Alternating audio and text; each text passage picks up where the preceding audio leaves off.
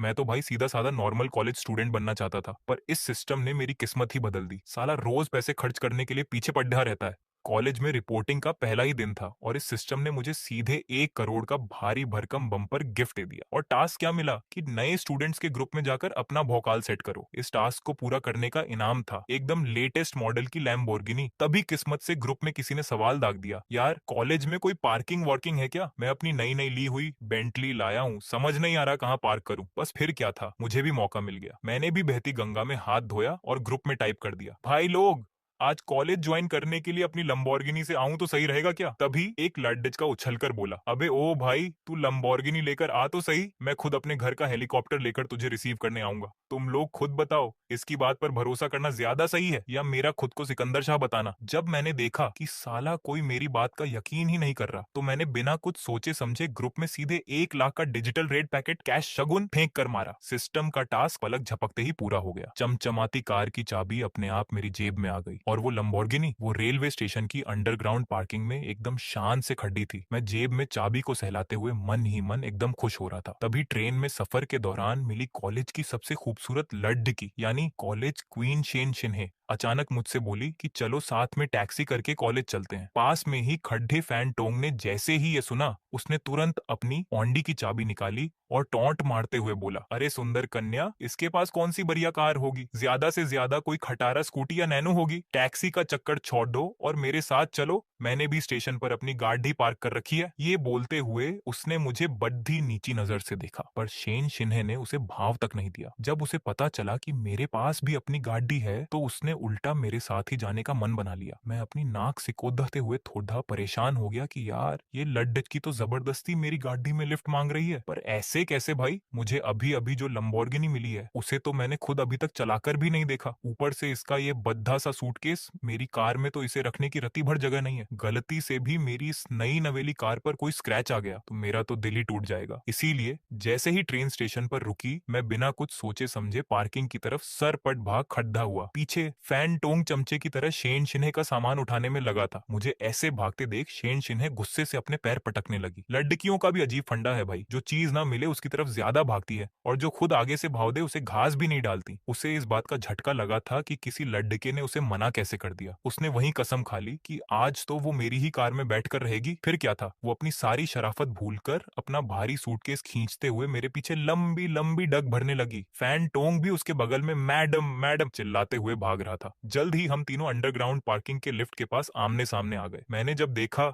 कि ये बला अभी तक टली नहीं है तो मैं सच में परेशान हो गया। शेन शिन्हे ने गुस्से में मुंह फुलाकर पूछा, तुम सीधे सीधे मुझे अपने साथ ले जा रहे हो या नहीं? मैंने एक लंबी सांस ली और कहा, अरे बाबा, ऐसा नहीं है कि मैं ले जाना नहीं चाहता, पर मेरी कार में स्पेस बहुत ही कम है, बैठोगी तो एकदम फंस जाओगी। शेन शिन्हे भी अपनी जिद पर अडिडच गई, आज तुम चाहे ओला की बाइक ही क्यों ना लाए हो, मैं बैठूंगी तो तुम्हारी ही सवारी पर। बगल में खद्दा फैन टोंग तो मुझे इस तरह देख रहा था जैसे अपनी आंखों से ही मुझे भस्म कर देगा। तभी लिफ्ट का दरवाजा टिंग की आवाज के साथ खुला। फैन टोंग ने तुरंत अपनी कार की चाबी निकाली और दूर खडीडी एक ओडीए 4 को अनलॉक किया। वो शान से अपनी कार के पास गया, पैसेंजर सीट का दरवाजा खोला और खुद को कोई हीरो समझते हुए हाथ से बैठने का इशारा किया। मैडम, आप मेरी कार में ही बैठिए, इस कंगाल के पास कहाँ कोई गाड़ी होगी। लेकिन शेन शिन्हे ने उसकी तरफ मुड़ कर भी नहीं देखा। वो इस चिपकू टाइप के लड़के से एक शब्द भी नहीं बोलना चाहती थी। फैन टोंग का सब्र भी अब जवाब दे रहा था। उसने सख्त लहजे में कहा, देखो मैडम, अभी अभी ट्रेन आई है और इस वक्त टैक्सी मिलना नामुमकिन है। अगर अभी टैक्सी ढूंढने निकलोगी तो परेशान हो जाओगी। भलाई इसी में है कि शांति से मेरी गाड़ी में बैठ जाओ। मैं इन दोनों की बहस सुन रहा था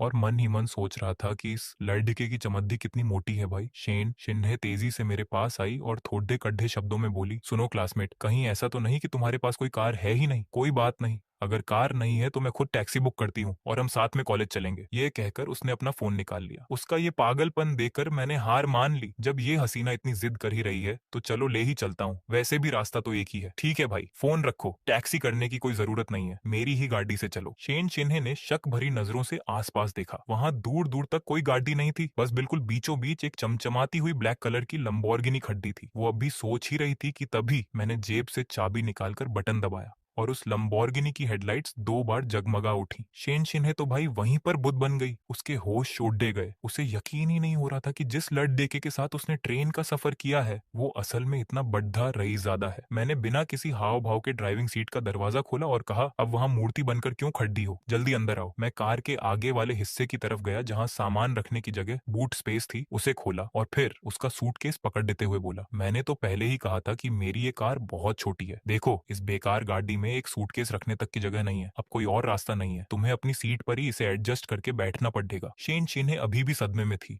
और उसी हालत में कार के अंदर बैठ गई। उसका दिमाग जैसे काम करना बंद कर चुका था। मैंने जैसे ही लेदर के स्टीयरिंग व्हील पर हाथ रखा और V12 इंजन की वो दमदार आवाज गूंजी, कसम से मेरे चेहरे पर एक बड्ढी सी मुस्कान आ गई। फीलिंग एकदम नेक्स्ट लेवल थी। उधर अपनी ओंडी में बैठा फैंटोंग एकदम सन्न रह गया था। उसे समझ आ गया था कि असल में जोकर वो खुद बन चुका है। मुझे तो अंदाजा भी नहीं था कि मैंने अनजाने में ही एक लड़के के अमीर बनने के सपने के परखच्चे उड़ा दिए हैं। सड़क पर हमारी वो काली सुपरकार सूरज की रोशनी में चमचमाती हुई भाग रही थी। आसपास की गाड़ियां उसे देखते ही खुद ब खुद सेफ डिस्टेंस बना रही थी। उस लुक और इंजन की कड़क आवाज को देखकर रास्ते पर चलने वाले लोग बस आंखें फाड़े देख रहे थे। मेरा खुद का हाथ स्टीयरिंग व्हील पर एक्साइटमेंट के मारे थोड़ा कांप रहा था। गाड़ी थी ही इतनी धांसू। तभी जैसे ही मैंने एक ट्रैफिक सिग्नल पार किया, आगे का नजारा देखकर मेरे होश उड़ गए। दूर कुछ सुपर फास्ट कारें आपस में रेस लगा रही थी। सबसे आगे एक रेड कलर की फेरारी थी जो किसी गुस्से में भरे शेर की तरह भाग रही थी। उसके पीछे बाकी गाड़ियां थीं और वो लोग ट्रैफिक के नियमों की धज्जियां उड़ाते हुए कट मार रहे थे। उन्होंने तो जैसे सड़क पर अंधाधुंध तूफान ला दिया था। उस रेड फेरारी को कोई और नहीं बल्कि इंटरनेट की मशहूर ग्लैमरस स्टार लिन वॉकिंग चला रही थी। वो सिर्फ दिखने में ही अप्सरा नहीं थी बल्कि एक मंजी हुई प्रोफेशनल रेसर भी थी। इस वक्त उसके लाइव वीडियो सेशन में पब्लिक एकदम पागल हो चुकी थी। कोई कमेंट कर रहा था, अरे भाई दीदी तो एकदम आग लगा रही है, 200 की स्पीड पर भी एक हाथ से हैंडल संभाल रही है। दूसरा कोई ज्ञानी बाबा बना, तुम लोगों को कुछ नहीं पता, वो तो अभी पूरा दम लगा ही नहीं रही है, बस पीछे वालों का वेट कर रही है। तभी एक ने लिखा, मुझे तो नहीं लगता कि ये उतनी तेज है। इस पर तुरंत दूसरा भड़क गया, अबे ओ कीबोर्ड के राजा, इतनी ही दिक्कत है तो तू खुद चलाकर दिखाना। लाइव चैट पर आपस में ही जंग छिड़ा गई थी। तभी वो फेरारी मेरी लंबोर्गिनी के बिल्कुल बराबर में आकर रुकी। लिन वॉकिंग ने अपनी कार का शीशा नीचे किया, मुझे एक चैलेंजिंग लुक दिया और फिर एक्सीलेटर पर पैर दबाकर अपनी कार का इंजन तेजी से गरमाया। मैं इन फालतू के रेसर्स के मुंह नहीं लगना चाहता था, पर तभी मेरे दिमाग में सिस्टम की घंटी बजी। अलर्ट, किसी ने यूजर को चैलेंज किया है। एक नया टास्क दिया जाता है, इस फेरारी वाले को रेस में धूल चटाओ और हर हाल में जीतो। टास्क पूरा करने पर एक बड्ढी नॉवल कंपनी के सारे शेयर्स आपके, और अगर हारे तो भुगतने के लिए तैयार रहना, भयंकर कब्ज कॉन्स्टिपेशन हो जाएगा। मेरे मुंह से तुरंत निकला, तेरी का।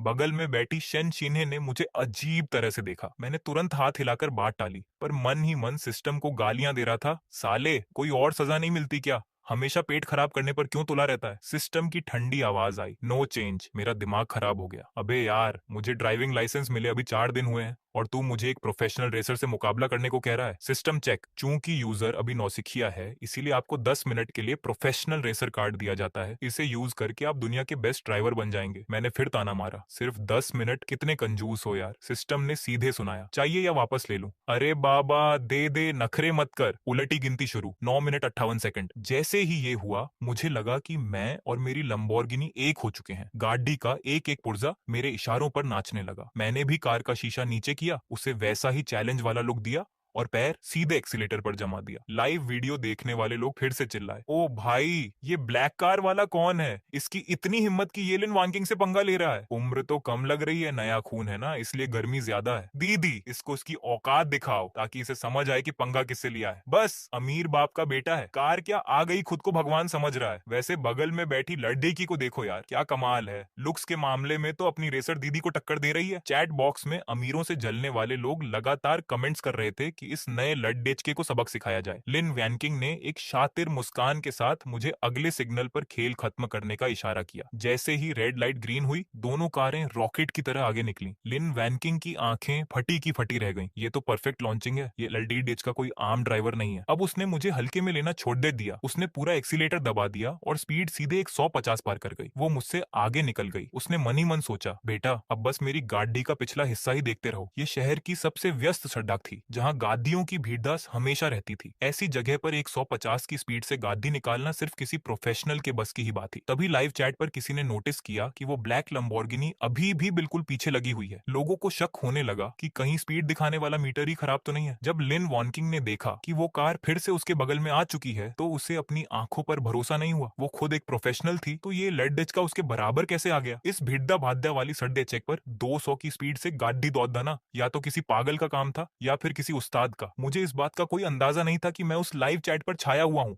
मैंने अपनी लंबोर्गिनी को हवा से बातें कराते हुए फेरारी को पीछे छोड़ा और उसके बराबर आ गया। लिन वानकिंग ने गुस्से में अपने दांत भींचे और एक्सीलेटर को पूरा दबा दिया। उसे अपनी हार बर्दाश्त नहीं थी। फेरारी का इंजन किसी जानवर की तरह चिल्लाया और स्पीड 240 पहुंच गई। मैंने भी बिना डरे पूरा दम लगा दिया और मेरी कार का कांटा 240 के भी पार निकल गया। जैसे ही आगे एक खतरनाक मोद्दा आया, मेरी लंबोर्गिनी ने सही मौका देखकर उसे ओवरटेक कर लिया। लिन वॉनकिंग पूरी तरह हैरान थी। उसने और तेज भागने की कोशिश की पर सामने एकदम तीखा मोद्दा था। इस स्पीड पर गाड़ी को मोदना यानी सीधे एक्सीडेंट को न्योता देना था। उसने समझदारी दिखाई और ब्रेक पर पैर रख दिया ताकि मोद्दे के बाद दोबारा स्पीड पकड़ सके। लेकिन जैसे ही उसने ब्रेक लगाया, उसने देखा कि मेरी कार की ब्रेक लाइट जली ही नहीं। दोनों गाड़ियों के बीच की दूरी और बढ़ा गई। ये तो पक्का सुसाइड करने जा रहा है। जब मेरी कार उस मोद्दा पर तेज स्पीड से मुद्दी तो सेंट्रीफ्यूगल फोर्स की वजह से बाईं तरफ के टायर हवा में उठ गए। गाड़ी का बैलेंस पूरी तरह बिगड़ गया और ऐसा लगा कि कार अब पलटी की तब पलटी। पर तभी एक चमत्कार हुआ। कार के दूसरी तरफ के टायर सड़क के किनारे लगे सेफ्टी गार्ड्स के बीच बिल्कुल सही तरीके से फंस गए। जो कार पलटने वाली थी वो उस रेलिंग के सहारे एक पटरी की तरफ फिसलती हुई सेफ निकल गई। लाइव चैट पर जो लोग लगातार टाइप कर रहे थे उनके हाथ थम गए। खुद लिन वानकिंग का मुंह खुला का खुला रह गया। क्या ऐसा सच में हो सकता है? कुछ देर बाद जब वो होश में आई तो उसने अपनी कार को संभाला और एक शानदार ड्रिफ्ट मारते हुए आगे बढ़ी। वो देखना चाहती थी कि इस नामुमकिन कारनामे को अंजाम देने वाला ये जाबांज खिलाड़ी आखिर है कौन। पर जैसे ही उसने वो मोद्दा पार किया, वहां वो ब्लैक लंबोर्गिनी कहीं नहीं थी। उसका नामो निशान तक मिट चुका था। उधर लाइव चैट में तो जैसे बाहर आ गई। हर कोई सच्चा उस्ताद और किंग ऑफ रेसिंग के नारे लगा रहा था। मुझे इन सब बातों का कोई पता नहीं था। मैंने चुपचाप कार की स्पीड कम की ताकि कोई और मुसीबत न खड़ी हो जाए। तभी सिस्टम की आवाज आई, बधाई हो, टास्क पूरा हुआ। आपको ऑनरेंज चाइनीज ग्रुप के पूरे 100% शेयर्स मिलते हैं। अब नया टास्क सुनिए। अगले 3 दिन के अंदर आपको 1 करोड़ रुपए खर्च करने हैं। कामयाब हुए तो 5 करोड़ का इनाम और फेल हुए तो वही पुरानी सजा, भयंकर कब्ज। मैं अपना सिर पकड़ कर बैठ गया। साला ये सजा बदलने का नाम ही नहीं लेती। खैर, 3 दिन में 1 करोड़ उड़ाने हैं तो अब इसके लिए कोई तगद्दा प्लान बनाना पड़ेगा। जल्द ही हमारी कार कॉलेज के पास पहुंच गई। एडमिशन का टाइम था, इसीलिए गेट पर भारी भीड़ थी। कई सीनियर लड़के और लड़कियां गेट पर नए बच्चों के स्वागत के लिए खड़े थे। पर असल में लड़के बस अच्छी लड़कियों को तादने के चक्कर में थे। हमारा कॉलेज भले ही सबसे टॉप का ना हो, पर यहाँ लड़कियां एक से बढ़कर एक थीं। तभी गेट पर खद्दी एक सीनियर लड़की जिसका नाम सू न्यानियन था, नए बच्चों को रास्ता बता रही थी। वो दिखने में काफी मासूम और प्यारी थी। उसने अपनी सहेली से कहा, इस बार तो काफी रईस ज्यादा एडमिशन ले रहे हैं, वो देखो जरा उधर। उसकी सहेली ने उधर देखा और बोली, अरे वो तो बस एक मर्सिडीज ही तो है। आज तो गेट पर ऐसी कई गाड़ियां खद्दी हैं। सू न्यानियन ने मन ही मन सोचा कि ये कितनी बेवकूफ है। फिर बोली, बहन वो कोई आम मर्सिडीज नहीं है, वो मायबक मेबच है। उसकी शुरुआती कीमत ही 12 लाख से ऊपर की होती है। उसकी सहेली की आंखें फैल गईं। क्या बात कर रही है, इतनी महंगी गाड़ी। तभी उस कार का दरवाजा खुला और ड्राइविंग सीट से एक लड़का उतरा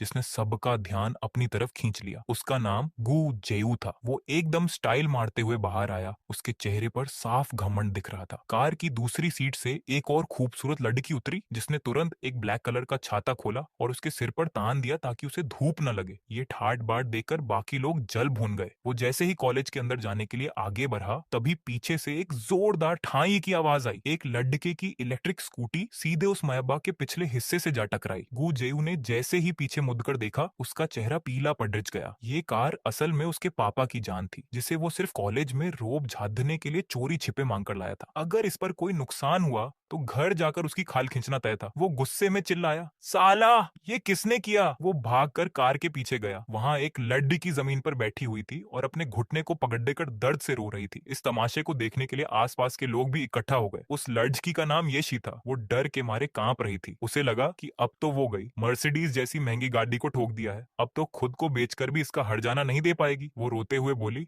मुझे माफ कर दीजिए, सच में मेरी गलती नहीं थी, मेरी स्कूटी के ब्रेक फेल हो गए थे। मैं आपकी कार का जो भी खर्चा होगा किश्तों में दे दूंगी। तुम दोगी? तुमको पता भी है ये कौन सी कार है? आंखें बंद करके चला रही थी क्या? पूरी सर ढक पर तुम्हें यही गाड़ी मिली थी ठोकने के लिए? ये मायाबक है, इसकी कम से कम कीमत 12 लाख है और मेरी वाली टॉप मॉडल है जो 18 लाख की है। इसका ये सिर्फ एक हिस्सा ही लाखों का है, तुम कहाँ से दोगी? गुजेऊ का गुस्सा 7वें आसमान पर था। लड़की की हालत देखकर लग रहा था कि वो किसी गरीब परिवार से है, वो पैसे कहाँ से लाएगी और वो खुद अपने पापा को क्या जवाब देगा? ये सी बेबस होकर बोली, मेरे पास अभी इतने पैसे नहीं है, क्या मैं कोई पेपर साइन करके दे दूं ताकि बाद में धीरे धीरे चुका सकूं? कुजेऊ समझ गया कि इससे कैश तो आज मिलने से रहा और घर पर मार पड़ जाना पक्का है। तभी उसके शातिर दिमाग में एक गंदा आइडिया आया। उसने सोचा कि क्यों ना इस पेपर के बहाने इसे अपनी गर्लफ्रेंड बनने पर मजबूर किया जाए। इस घटिया सोच के साथ उसने उस लड एचकी को ऊपर से नीचे तक देखा। लड एचकी का चेहरा काफी अट्रैक्टिव और सुंदर था और वो वाकई में काफी खूबसूरत थी। ये शी ने सहमकर अपनी गर्दन झुकाई और डरते डरते गुजेऊ की तरफ देखा। तो मुझे आपको कितने पैसे देने होंगे? गुजेऊ ने अपना चूना लगाने वाला मोड ऑन कर लिया। वह इंपोर्टेड पार्ट्स और महंगे लेबर चार्ज की बड़ी बड़ी बातें करने लगा, जिससे साफ था कि वह कुछ न जानने वाली येशी को बेवकूफ बना रहा है। आखिरकार गुजेऊ इस नतीजे पर पहुंचा, लगभग 1,80,000 रुपये हुए। तुम एक उधार की पर्ची लिखकर दे दो। इतना बड़ा अमाउंट सुनते ही येशी का दिमाग एकदम सुन्न हो गया। पूरे 1,80,000!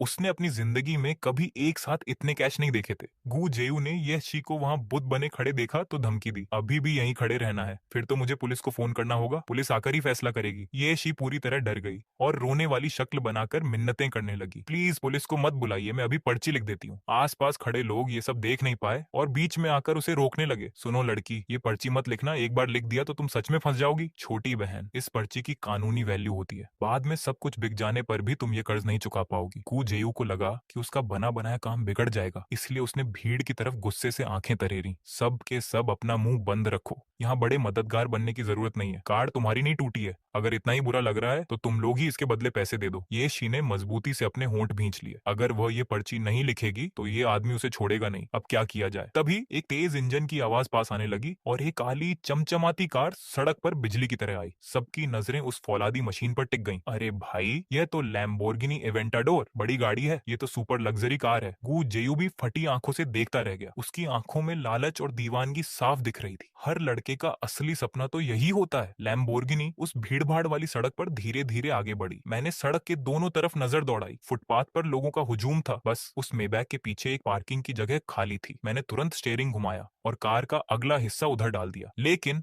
उस खाली जगह पर दो लोग खड़े थे जो रास्ता रोके हुए थे। मैंने कार का शीशा नीचे किया और बिना किसी एक्सप्रेशन के हाथ से इशारा किया, जरा साइड होना, मुझे कार पार्क करनी है। इस आलीशान कार के रुतबे से डरकर गु जेयू की हिम्मत नहीं हुई कुछ बोलने की। वह चुपचाप फुटपाथ के किनारे हो गया। यह शी भी सहमी हुई एक तरफ हट गई। सही पोजीशन देखकर मैंने कार को आराम से पार्किंग में लगा दिया। सीजर डोर्स, ऊपर खुलने वाले दरवाजे पंखों की तरह स्टाइल से खुले और मैं शेन शिंघे को लेकर कार से बाहर आया। वहां मौजूद सभी लोगों की सांसें थम गईं और अनगिनत तरसती हुई नजरें हमारी तरफ टिक गईं। इसे कहते हैं असली रईस, शहजादा। जरा इसके साथ वाली लड़की को तो देखो, एकदम टॉप क्लास की कॉलेज ब्यूटी है। मैं शेन शिंघे को लेकर जाने ही वाला था कि तभी मेरे दिमाग में सिस्टम की वो रोबोटिक आवाज गूंजी, एक अचानक मिलने वाला टास्क एक्टिवेट हुआ है। रोज एक नेकी करो, सामने खड़ी लड़की को इस मुसीबत से बाहर निकालो, टास्क पूरा करने पर इनाम मिलेगा, हमेशा के लिए गॉड लेवल ड्राइविंग स्किल, और फेल होने पर कोई सजा नहीं। मेरे बढ़ते कदम हवा में ही रुक गए। इस ड्राइविंग स्किल का मजा तो मैं पहले ही छक चुका हूँ, एकदम कमाल की चीज है। मतलब ये टास्क तो मुझे हर हाल में पूरा करना है। तभी मैं घूमा, 2 कदम पीछे आया और बेफिक्री से पूछा, यहाँ क्या तमाशा चल रहा है? कू जेयू को लगा था कि मैं जा चुका हूँ। वह मुझे देखकर हैरान रह गया। वहां खड़े मददगार लोगों ने तुरंत पूरी कहानी सुना दी। यह सब सुनने के बाद मेरे दिमाग में प्लान सेट हो चुका था। नेकी करने का मतलब क्या है? बस पैसा फेंक कर मामला रफा दफा करना। वैसे भी मेरे पास 3 दिन में 1 करोड़ खर्च करने का टास्क था, तो ये अच्छा मौका है ना। मैंने अपने दिमाग में ही सिस्टम से कांटेक्ट किया, अगर मैं इसके बदले पैसे चुकाऊं तो क्या वो मेरे खर्च में काउंट होगा? सिस्टम का जवाब हमेशा की तरह रूखा था, रिक्वेस्ट रिजेक्ट की जाती है। इस तरह का डोनेशन होस्ट के खुद के खर्च में नहीं गिना जाएगा। मैंने मन ही मन अपनी आंखें मूंदी। यार इसके नखरे कितने ज्यादा हैं। जब मैं कोई दूसरा तरीका सोच ही रहा था तभी येशी ने कांपती आवाज में अपना सिर झुकाया, मैं लिखने के लिए तैयार हूँ, बस पुलिस को मत बुलाना। गु जेयू के चेहरे पर एक कमीनी मुस्कान आ गई। उसने तुरंत पेन पेपर आगे बढ़ा दिया, जल्दी लिखो। जैसे ही येशी कांपते हाथों से लिखने लगी,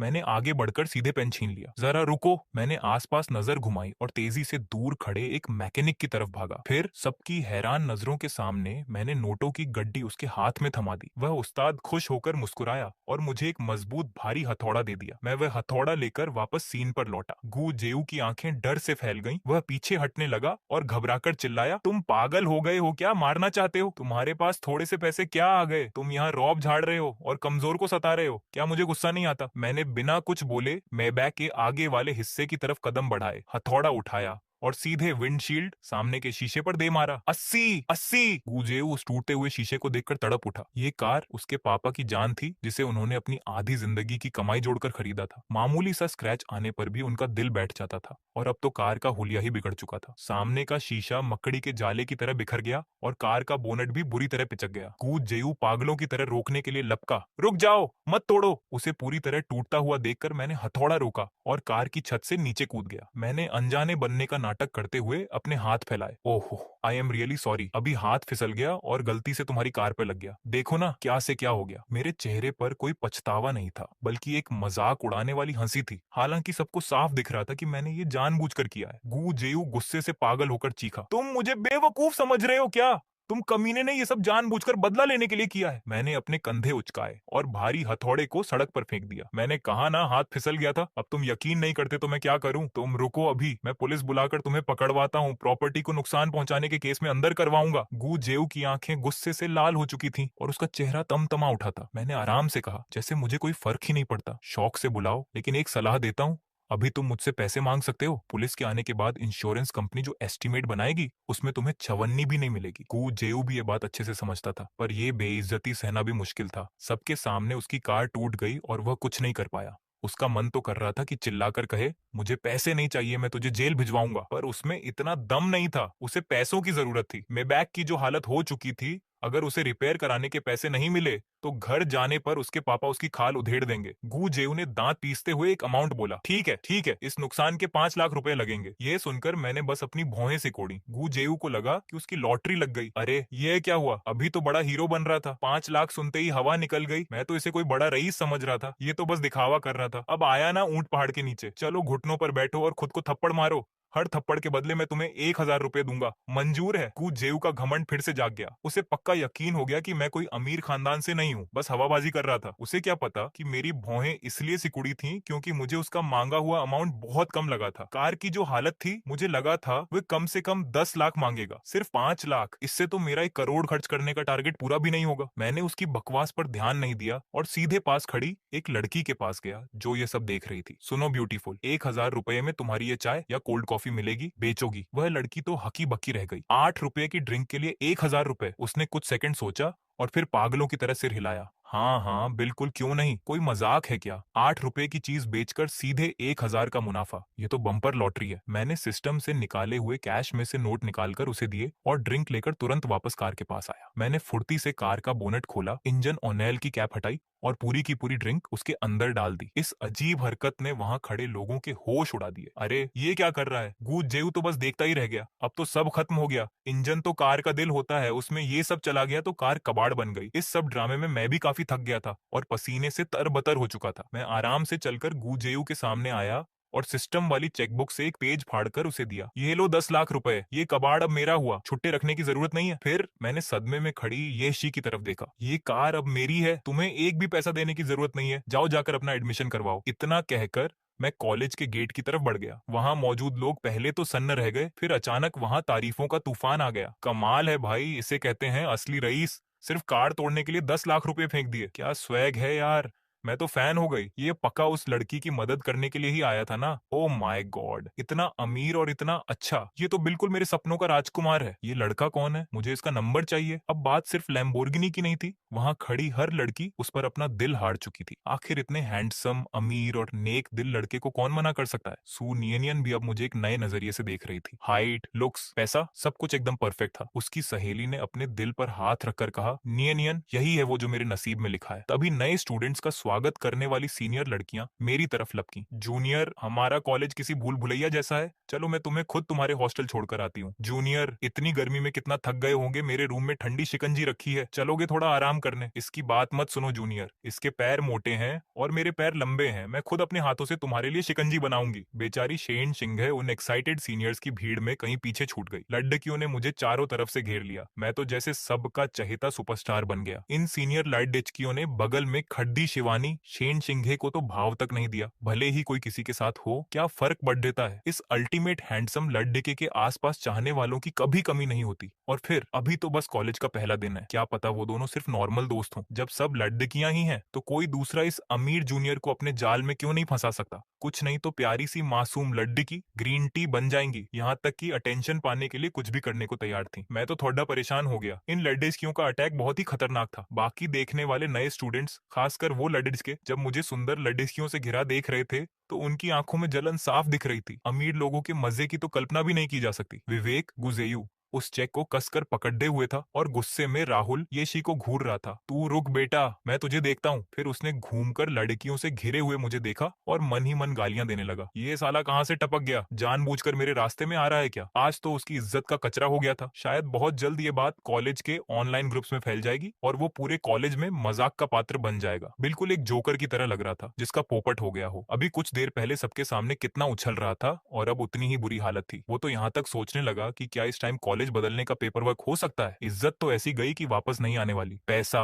लुक्स या बॉडी, हर चीज में मैंने उसे बुरी तरह पछाड़ दिया था। यहाँ तक कि हीरो बनकर लड़की को बचाने का उसका स्टाइल भी फेल हो गया। विवेक को हार मानकर अपनी कार से वहां से खिसकना पड़ा। राहुल मुझसे थैंक यू बोलने के लिए आगे आना चाहता था, पर लड़कियों की उस मजबूत दीवार को देखकर उसे बीच में घुसने का मौका ही नहीं मिला। मैं भी उस समय बस मुस्कुरा रहा था। सच कहूं तो मुझे ऐसा फेमस बंदा नहीं बनना था। मैं तो बस शांति से अपनी कॉलेज लाइफ बिताना चाहता था। पर क्या करे, इस सिस्टम को तो मेरा शोर मचाना ही पसंद है। और अब इन सीनियर लड़कियों के बीच में ऐसा फंसा कि भागने का रास्ता ही नहीं था। लड़कियों ने देखा कि सीधे बात नहीं बन रही तो उन्होंने अपना प्लान बदला और सोचा कि पहले कांटेक्ट नंबर ले लेती हैं, फिर धीरे धीरे बात बढ़ाएंगी। ओ भाई, क्या हम फ्रेंड्स बन सकते हैं? आगे कॉलेज में कोई भी प्रॉब्लम हो तो अपनी सीनियर को याद करना। जूनियर, जल्दी से मुझे स्कैन करो, आगे से लाइब्रेरी की सीट तुम्हारे लिए बुक रहेगी। मुझे समझ आ गया कि आज नंबर दिए बिना पीछा नहीं छूटने वाला, तो मैंने मजबूरी में अपने फोन का क्यूआर कोड निकाल लिया। फोन का नोटिफिकेशन टोन लगातार बजता रहा और दर्जनों सुंदर सीनियर्स मेरे फ्रेंड लिस्ट में शामिल हो गई। मैं तो बस रिक्वेस्ट एक्सेप्ट करते करते थक गया। अपना काम होने के बाद ऑल्डिडेकियां समझदारी से वहां से हट गईं और सब अपने अपने तरीके से मुझे इम्प्रेस करने की प्लानिंग करने लगी। यह तो सच में एक हाई लेवल का गेम चल रहा था। ये सब देखकर बाकी लड़के के सन्नाटे में आ गए। उनके दिल में जलन और जलन के सिवा कुछ नहीं था। आखिर कौन नहीं चाहता कि वो 18 साल की उम्र में लैम्बोर्गिनी से कॉलेज आए? दूसरी तरफ उनके पास सुपर कार तो दूर, एक स्कूटी तक नहीं थी। रोज आने जाने के लिए बस या पैदल का सहारा था और ऑटो कैब बुक करने से पहले भी कूपन ढूंढते थे। इस पल सबको एहसास हो गया कि इंसानों के बीच का अंतर कभी कभी समंदर की गहराई से भी ज्यादा होता है। शिवानी ने जब देखा कि भीड़ कम हो गई है तो वो मेरे पास आई और मुस्कुराकर बोली, वाह स्टार, तुम्हारा जलवा तो सच में बहुत ज्यादा है। मैंने लाचारी से अपने कंधे उचकाए। ज्यादा हैंडसम होना भी एक आफत है। मैं तो सच में शांत रहना चाहता था। शिवानी ने यह सुनकर अपनी आंखें घुमाई। वो लड़कियां तुम्हारी कार देखकर आई थी, समझे? तुम्हारे लुक्स से उन्हें कोई मतलब नहीं था। फिर उसने अपनी बात संभाली और धीरे से बोली, आज ड्रॉप करने के लिए थैंक्स। क्या शाम को तुम फ्री हो? अगर बुरा न माने तो मैं तुम्हें कॉलेज कैंटीन में सिंपल खाने पर इनवाइट करना चाहती हूँ। ये पहली बार था जब उसने खुद किसी लड़के को खाने के लिए पूछा था, वरना उसे पूछने वालों की लाइन तो कॉलेज के मैदान के 3 चक्कर लगा ले। बिल्कुल, तुम जब चाहो मुझे कांटेक्ट कर सकती हो। मैंने बिना सोचे हाँ कह दिया। शिवानी के दिल का बोझ हल्का हो गया और उसके चेहरे पर एक छुपी हुई खुशी आ गई। ठीक इसी समय सिस्टम की वो रोबोट जैसी आवाज मेरे दिमाग में गूंजी, बधाई हो होस्ट, आपने डेली गुड डीड का टास्क पूरा कर लिया है। आपको परमानेंट टॉप रेसिंग ड्राइवर की स्किल दी जाती है। मैंने हैरानी से पूछा, इस बार सीधे परमानेंट क्यों? पहले तो बस कुछ समय के लिए मिलती थी। सिस्टम ने आराम से जवाब दिया, देखा गया है कि होस्ट ने कॉलेज का पहला टास्क पूरा कर लिया है। बेसिक लेवल क्लियर हो चुका है। अब सिस्टम का 2.0 वर्जन अपडेट हो रहा है। आगे के इनाम और भी ढांसू होंगे। अब आपको एक वर्ल्ड क्लास फाइटिंग स्किल का एक्सपीरियंस कार्ड मिलता है। साथ ही होस्ट का अट्रैक्शन लेवल बहुत ज्यादा बढ़ जाएगा। ये सिस्टम आपको इस यूनिवर्स का इकलौता सबसे अमीर और हैंडसम बंदा बनाने में कोई कसर नहीं छोड़ देगा। कृपया अपना दिल थाम कर रखें। आवाज बंद होते ही मुझे महसूस हुआ कि मेरी पीठ एकदम सीधी और मजबूत हो गई है। चेस्ट और एब्स भी शेप में आने लगे हैं। मैंने सिस्टम से इसकी वजह पूछी तो सिस्टम ने बताया, अट्रैक्शन लेवल बढ़ने से एलडीडी लड़कियों की पसंद के हिसाब से आपकी बॉडी का ट्रांसफॉर्मेशन हुआ है। अब आप एक परफेक्ट हैंडसम हंक बन चुके हैं। शिवानी जैसे ही कुछ बोलने वाली थी, उसकी नजर मेरे चेहरे पर पड़ी और उसका दिल तेजी से धड़कने लगा। वहां से गुजरने वाली बाकी लड़कियां तो वहीं की वहीं जम गईं। उनकी नजरें मुझ पर ऐसे चिपक गईं जैसे कभी हटेंगी ही नहीं। उनका लुक ऐसा था जैसे मुझे अभी खा जाएंगी। ओ माय गॉड, उस हैंडसम लाड डेके को देखो। अरे भाई, ये कौन सा एक्टर आ गया? इतना सुंदर कैसे हो सकता है कोई? मुझे लाइफ में पहली बार लगा कि मैं चिद्धिया घर का कोई कीमती जानवर बन गया हूँ, जहाँ सब लड़कियां खद्दी होकर फोटो खींच रही थी। मुंह जैसे शांत रहने वाले इंसान के लिए ये किसी सजा से कम नहीं था। सिस्टम भैया, तुमने तो मुझे फंसा दिया। शिवानी का चेहरा लाल हो गया। जाते जाते उसकी आवाज में थोड़ा अपनापन था। मैं शाम को तुम्हें कॉल करूंगी, मैंने धीरे से हाँ कह दिया। आखिर ये लड़कियों के हॉस्टल के नीचे का एरिया था। मैं जैसे ही वहां आया, पूरी बिल्डिंग की लड़कियां बालकनी से नीचे झांकने लगी। ठीक है, तो मैं ऊपर जाती हूँ। शिवानी की आवाज हमेशा की तरह शांत नहीं थी, बल्कि उसमें थोड़ी सी नरमी थी। ओके, कोई काम हो तो बताना। ये कहकर मैं वहां से निकल गया। पंकज फैंटोंग ने अपनी ऑडिये 4 को कॉलेज के एक सुनसान कोने में चुपचाप पार्क किया था। ये जगह सिर्फ पुराने शातिर लोग ही जानते थे। आसपास कोई नहीं था। उसने अपना सारा एटीट्यूड साइड में रखा और सोचने लगा कि आगे से एक नॉर्मल स्कूटी ले लेगा। शांति से रहना ही बेस्ट है। पंकज अपने रूम में आकर बेड ठीक कर रहा था कि तभी रूम का दरवाजा खुला। उसने सोचा कि नया रूममेट आया है, तो उसने खुशी से पीछे घूमकर स्वागत करना चाहा। हेलो रूममेट, कैसे हो? पर जैसे ही वो घूमा, उसने एक ऐसा चेहरा देखा जिसे वो कभी नहीं भूल सकता था। ये तो वही लैम्बोर्गिनी वाला सुपर अमीर बंदा था। पंकज एकदम सन्न रह गया। अरे, तुम मेरे रूम में क्या कर रहे हो? उसके दिमाग में एक डरावना थॉट आया और उसका चेहरा सफेद बड़ेडिच गया। कहीं तुम ही मेरे नए रूममेट तो नहीं हो? मैंने भी उसके लाल बालों से उसे पहचान लिया। अरे वाह, तुम्हारी ओंडी तो बहुत तेज भागती है, मुझसे भी पहले पहुंच गए। पंकज ने एक झूठी सी मुस्कान बनाई। भाई, अब मजे मत लो प्लीज। आपके पास इतनी महंगी कार है, फिर भी आप हमारे इस नॉर्मल से रूम में रहने आए हो। मैंने अपने हाथ फैलाए। इसमें क्या प्रॉब्लम है? ये तो नॉर्मल है। पंकज को अचानक कुछ याद आया और उसने आंखें बड्ढी करके चिल्लाकर कहा, अच्छा, तो नए स्टूडेंट्स के ग्रुप में वो 10 लाख के नोटों की बारिश करने वाले अमीर तुम ही थे। उसने सारी कड्डियां में जोड़ डली थी। पूरे कॉलेज में ग्रुप में इतना पैसा लुटाने की औकात बहुत कम लोगों की थी। उसने जैसे ही मुझे ग्रुप में ऐड किया था, वैसे ही पैसों की बारिश शुरू हो गई थी। अब समझ आया कि करोड़ों की कार वाले के अलावा ये कौन कर सकता है। मैंने आराम से कहा, हाँ मैं ही था। वैसे तो मैं 100 लाख 1 मिलियन भेजना चाहता था, पर उस ऐप की लिमिट ही 10 लाख की थी। तुम तो मेरे फ्रेंड लिस्ट में हो ही, ग्रुप में मेरा प्रोफाइल पिक देख लेते। ये सुनते ही पंकज के पैर कांपने लगे और वो सीधे मेरे सामने घुटनों पर आ गया। पहले उसका पूरा ध्यान शिवानी पर था, तो उसने ग्रुप में देखा ही नहीं कि पैसे किसने भेजे थे। उसने मेरे पैर पकड़ डीएच लिए और रोते हुए बोला, भाई, आज से तुम मेरे बड्ढे भाई हो, प्लीज मुझे अपना छोटा भाई बना लो। उसे इतना समझदार देखकर मैंने उसे उठाने की कोशिश की। अरे उठो उठो, हम एक ही रूम के भाई हैं। पंकज और जोर से रोने लगा। उसे पता था कि उसका पूरा ड्रामा मैंने अपनी आंखों से देखा है। अगर ये बात बाहर गई तो कॉलेज में उसकी क्या इज्जत रह जाएगी। भाई, अगर तुमने मुझे अपना छोटा भाई नहीं माना तो मैं नहीं उठूंगा। आगे से मैं तुम्हारे सारे काम करूंगा, पानी लाऊंगा और बेड भी सही करूंगा। दूसरी तरफ विवेक अपनी ब्लैक कार लेकर कॉलेज के पिछले गेट से आया था। कार में उसने उस चेक को कम से कम 800 बार पलट कर देखा था। यहाँ तक कि बैंक में काम करने वाले अपने अंकल को फोन करके चेक के असली होने की बात कंफर्म की थी। तब जाकर उसकी जान में जान आई। विवेक अपना सूटकेस लेकर हॉस्टल की तरफ आ रहा था। अच्छा हुआ कि उसने मास्क पहना हुआ था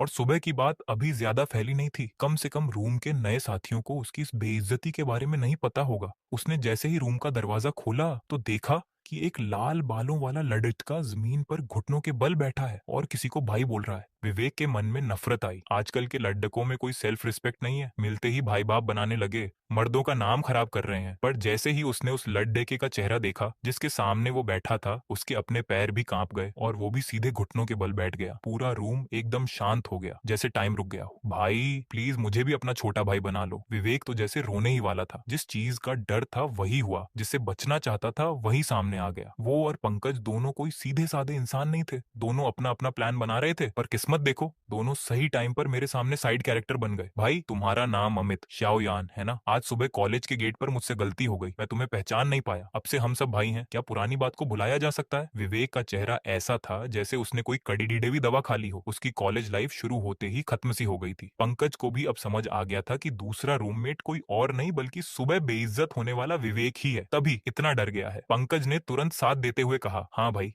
हमारे रूम का एक लीडर होना चाहिए और आपके अलावा ये काम कोई नहीं कर सकता। फिर उसने विवेक की तरफ देखा। मैं सबसे छोटा हूँ तो मैं तीसरे नंबर पर रहूंगा। मैंने ज्यादा कुछ नहीं कहा, बस अपना सिर हिलाया। सब भाई हैं, आगे साथ ही रहना है, पुरानी बातें खत्म करो। विवेक और पंकज ने एक साथ चैन की सांस ली। उन्हें सबसे ज्यादा डर इसी बात का था कि कहीं मैं पुरानी बातों को लेकर बैठा ना रहूं। मुझे इतना शांत और अच्छे दिल का देखकर उनका डर कम हो गया। उन्हें अच्छे से पता था कि मैं लैम्बोर्गिनी वाला सुपर अमीर लड्डे का हूं और ऐसे लोगों का गुस्सा बहुत खराब होता है, पर मैं तो बहुत ही नॉर्मल निकला। बेशक उनका मेरे सामने इतना झुकना अपने फायदे के लिए भी था। आखिर उनकी इज्जत की चाबी मेरे हाथ में थी। अगर मुझे गुस्सा आया और मैंने ये बातें सबको बता दी तो वो पूरे कॉलेज में किसी को अपना चेहरा दिखाने लायक नहीं बचेंगे। कमरे में चारों तरफ नजर घुमाकर जब फान तुंग को मेरा कोई सामान नहीं दिखा तो वह पास आया और बोला, भैया आपका सामान कहाँ है, लाइए मैं उसे सहेज देता हूँ। मैं थोड़ा चौंक गया और आराम से बोला, लाया ही नहीं। यह सुनकर गुजियों और फान तुंग की आंखें फटी की फटी रह गई। भाई इसे कहते हैं असली रईस, घर से निकलते वक्त कुछ भी नहीं लाए, जहां पहुंचे वहीं सब कुछ नया खरीद लिया। गुजियू एकदम मस्त अंदाज में हंसा और बोला, भैया अगर आपको बुरा ना लगे तो मैं एक ऐसे बंदे को जानता हूं जो एकदम टॉप क्लास के बिस्तर बनाता है, बस उसके दाम थोड़े आसमान छूने वाले हैं। यह सुनकर मेरी आंखें चमक उठी। मुझे तो लगा था कि इन दोनों नमूनों को साथ रखने का कोई फायदा नहीं होगा, पर अब समझ आया कि ये दोनों भी बड़ी चीज हैं। ये दोनों इलाके के नामी खर्चीले लड़के थे। अगर इनके पास और ज्यादा पैसा होता तो ये खर्च करने के मामले में सबको पीछे छोड़ देते। इसी गुजियो को देख लो, अपने घर की मेबैक कार लेकर रौब झाड़ने आ गया था और आते ही छा गया। कहते हैं ना कि 3 तिगाड़ा काम बिगाड़ा नहीं, यहाँ तो 2 उस्ताद मिल गए। मुझे पैसे ठिकाने लगाने की टेंशन थी और इन दोनों के आते ही मेरा काम आसान हो गया। अब आगे का सारा जिम्मा इन्हीं का है। मैंने तुरंत कहा, तो फिर देर किस बात की, जल्दी दुकान वाले से बात करो। पैसे की कोई कमी नहीं है, बस सामान एकदम ढासू होना चाहिए, सब कुछ सेट करवा दो। मेरे दिल में तो अजीब सी घबराहट थी। मुझे जल्दी से जल्दी पैसे लुटाने थे, नहीं तो 3 दिन बाद जो सजा मिलती उससे मेरा खेल खत्म हो जाता। गू जियू ने जब सुना कि पैसे की कोई टेंशन नहीं है तो उसे समझ आ गया कि उसने एकदम सही बंदे का हाथ पकड़ा है। वह खुशी से उछल पड़ा और बोला, बिल्कुल भैया। उसने बताया कि वह दुकान स्पेशल ऑर्डर पर आलीशान बिस्तर बनाती है और ब्रांडेड सामान यूज करती है। वहाँ की सबसे सस्ती चादर भी 40,000 से शुरू होती है। मैं तो बहुत खुश हुआ। जब साथ में ऐसा खर्च कराने वाला जोड़ीदार हो तो दिल खुश हो जाता है। मैंने तुरंत फैसला सुना दिया। मैंने सीधे ऑर्डर दिया, छोटे भाई अभी के अभी फोन लगाओ और हॉस्टल के साइज के हिसाब से 3 सबसे शानदार सेट बुक करो। कोशिश करो कि आज रात तक ही सामान आ जाए। कू जियू मन ही मन बहुत खुश था। बड़े भाई के साथ रहने का यही तो मजा है। ऐसे आलीशान गद्दे पर सोने का सपना तो वह कब से देख रहा था, पर उसका परिवार कोई बहुत बड़ा रईस नहीं था, बस ठीक ठाक अमीर था। 1000-2000 की चीज तो वह आराम से ले लेता, पर जब बात हजारों लाखों की हो तो उसे खरीदने में आधे महीने की जेब ढीली हो जाती। फान तुंग ने जब सुना कि उसका भी हिस्सा है तो वह खुशी से फूला नहीं समाया और बार बार शुक्रिया कहते हुए बोला,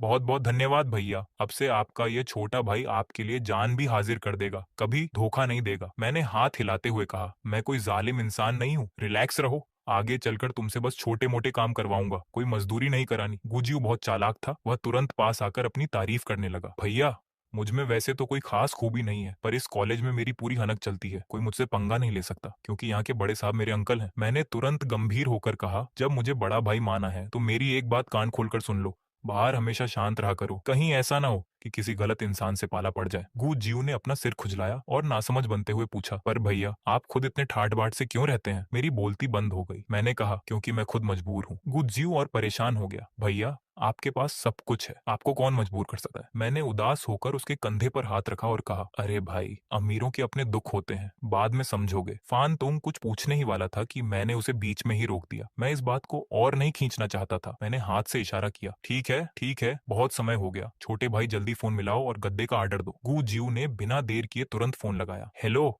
मुझे आपके यहाँ के 3 सबसे महंगे और शानदार गद्दे चाहिए। फोन के दूसरी तरफ बैठे मैनेजर ने कुछ सेकंड सोचा और फिर पूछा, आप गू साहब के बेटे बोल रहे हैं ना? आपको पता भी है कि हमारे सबसे महंगे गद्दे की कीमत क्या है? मेरी मानो तो कोई सस्ता वाला देख लो। क्यों भाई, किसे कम समझ रहे हो? अब मेरे जैसा सहारा साथ था तो गू जियू की आवाज में भी दम आ गया था। वह आम दिनों से ज्यादा रौब में बात कर रहा था। मैनेजर ने उधर से हंसते हुए बेइज्जती की, एक छोटा सा मसाज सेंटर ही तो चलाते हो, खुद को कोई बहुत बड़ा नवाब समझ रहे हो क्या? जितनी तुम्हारी हैसियत है उसमें कौन सा खरीद पाओगे? गुजियू का खून खौल उठा। तुमने क्या कहा? तमीज से बात करो, नहीं तो ये बिजनेस तुम्हारे हाथ से निकल जाएगा। पर मैनेजर को कोई फर्क नहीं पड़ा। माफ करना, मेरा बात करने का अंदाज यही है और तुम्हारी इतनी औकात नहीं कि मुझसे इतनी बड़ी डील कर सको। उसकी बातों से साफ नफरत झलक रही थी। गुजियू का चेहरा गुस्से से लाल हो गया। उसने तुम बस देखते जाओ कहकर फोन काट दिया और सीधे कंपनी के सबसे बड़े मालिक का नंबर निकालकर फोन घुमा दिया। हेलो, कौन बोल रहा है? उधर से एक गंभीर और मैच्योर आवाज आई। गुजियू ने सीधे मुद्दे की बात की। सुनिए, मुझे शिकायत करनी है। मैं आपकी दुकान से गद्दे खरीदना चाहता हूँ, लेकिन आपके कर्मचारी का व्यवहार बहुत ही बकवास है। बड़े मालिक ने जब सुना कि यह इतनी मामूली बात है तो वह चिढ़कर बोला, ये सब देखना मेरा काम नहीं है, इसके लिए अपने एरिया के मैनेजर से बात करो। गुजियू कुछ और कहना चाहता था, पर मैं अब बोर हो चुका था। एक छोटा सा सामान खरीदने में इतनी नौटंकी सरासर वक्त की बर्बादी थी। मैंने तुरंत उसके हाथ से फोन छीन लिया और भारी आवाज में बोला, सच में तुम्हें परवाह नहीं है? मुझे तुम्हारे यहाँ के 3 सबसे महंगे गद्दे चाहिए, वही जो 10-10 लाख के आते हैं। अगर तुम्हें नहीं बेचना तो मैं कहीं और देख लेता हूँ, बाजार में और भी बहुत से ब्रांड है। 10 लाख सुनते ही बड़े मालिक के सुर बदल गए। वह एकदम इज्जत से बोला, क्या आप हमारे सोने के धागे वाले शाही गद्दे की बात कर रहे हैं? मुझे इसमें मजा आने लगा। मैंने पूछा, क्या वह सच में बहुत महंगा है? मालिक ने तुरंत तारीफों के पुल बांधने शुरू कर दिए।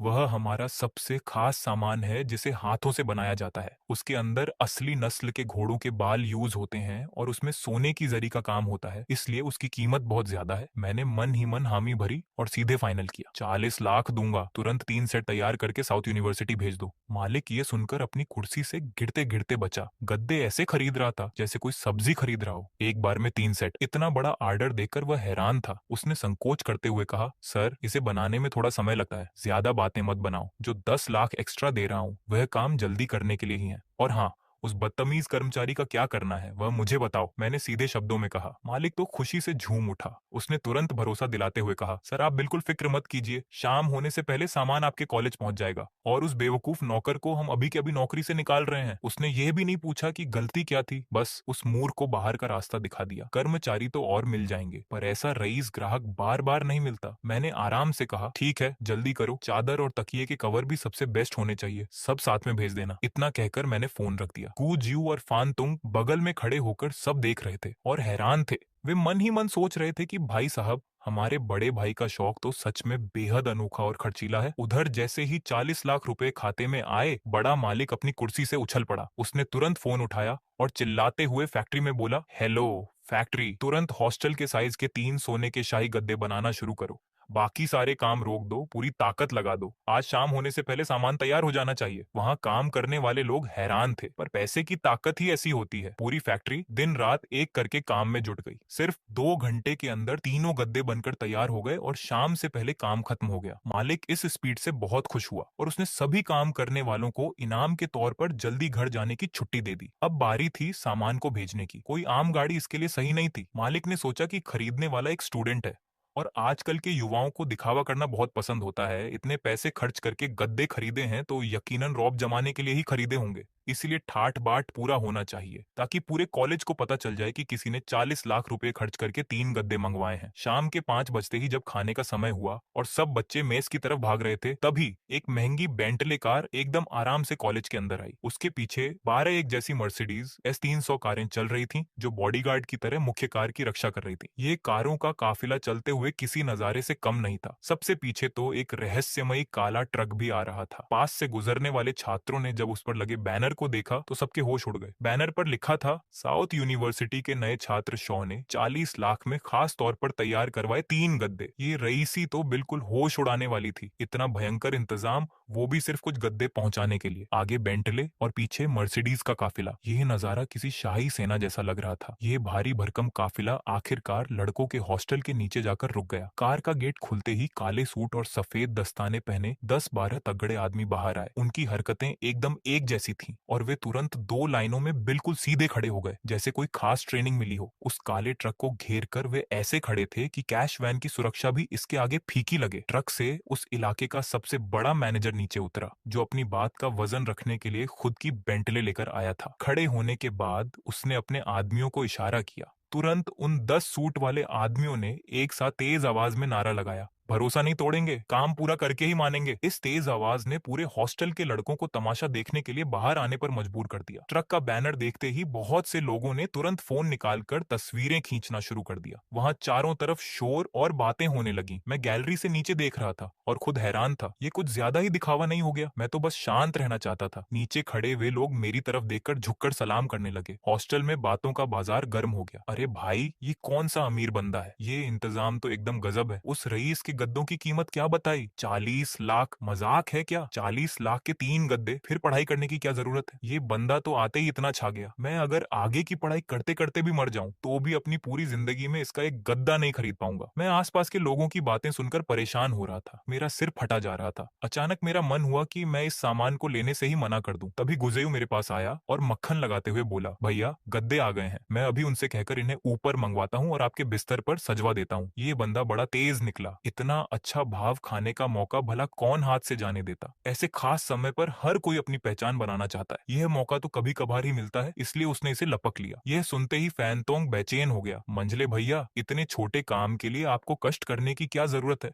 आप और बड़े भैया ऊपर आराम कीजिए, मैं नीचे जाकर सब संभाल लेता हूँ। गुजेयू उसकी चालाकी समझ गया और हंसकर बोला, छोटे भाई तुम सबसे जूनियर हो, एक बड़े भाई के नाते मुझे तुम्हारा ख्याल रखना चाहिए ना, इसलिए मैं ही जाता हूँ। फैनतोंग मन ही मन बहुत दुखी हुआ, पर चेहरे पर झूठी हंसी लाकर बोला, जब मंझले भैया ने यह बात कह ही दी है तो मेरा दिल नहीं मानता कि मैं आपको काम पर भेजूं, इसलिए मैं ही जाऊंगा। मैं पूरी तरह तंग आ चुका था। मैंने हाथ हिलाते हुए कहा, बस करो, तुम दोनों साथ चले जाओ। वैसे भी मैंने 3 सेट खरीदे हैं, बाकी के 2 तुम दोनों के ही हैं, उनसे कहो कि सीधे हमारे कमरे में पहुंचा दें। यह सुनते ही फैनतोंग और गुजेयू बहस करना भूल गए और तुरंत नीचे की तरफ तेजी से भागे। नीचे का नजारा इतना आकर्षक था कि सामने लड़कियों के हॉस्टल की खिड़कियों पर भी भीड़ जमा हो गई थी। सब उस अमीर शौ की एक झलक देखना चाहती थी। गुजेयू और फैनतोंग जैसे ही हॉस्टल के गेट से बाहर आए, उन्होंने अपनी छाती चौड़ी कर ली और पूरे टशन में आ गए। सबकी नजरों के बीच वे दोनों धीरे धीरे उस मुख्य मैनेजर की तरफ बढ़े। दोनों के मन में लड्डू फूट रहे थे। उन्हें लगा कि जिंदगी में आज तक उन्होंने जितना भी भौकाल बनाया है वो इस पल के सामने कुछ भी नहीं है। वे चाहते थे कि यह रास्ता कभी खत्म ही ना हो। जब वे दोनों आखिरकार मैनेजर के सामने पहुंचे तो गुजेयू ने अपना गला साफ किया और गंभीर आवाज में बोला, हमारे बड़े भैया ने कहा है कि इन गद्दों को ऊपर पहुंचा दो